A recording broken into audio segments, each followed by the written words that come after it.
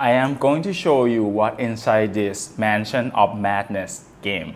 This is a second edition. Woo. It seems insane. Okay, let's see what in here. Holy smoke, look at this.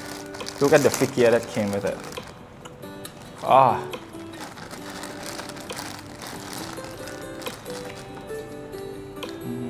Goodness. Look at that. Look at the detail of this figure. Whoever designed this did a really good job. You know, even if you don't like board games, just to keep this stuff, it's like well worth it. This is the guys. Let's see what this one is.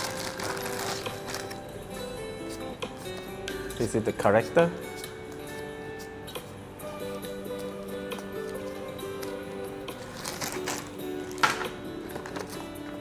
Manual.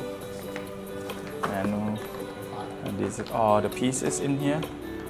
We put them in the box to organize them. And this is the board.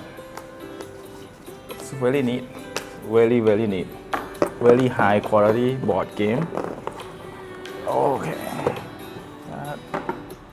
I'm not gonna show you how to play this game, but this is just the idea of what inside the board. This is a really cool game.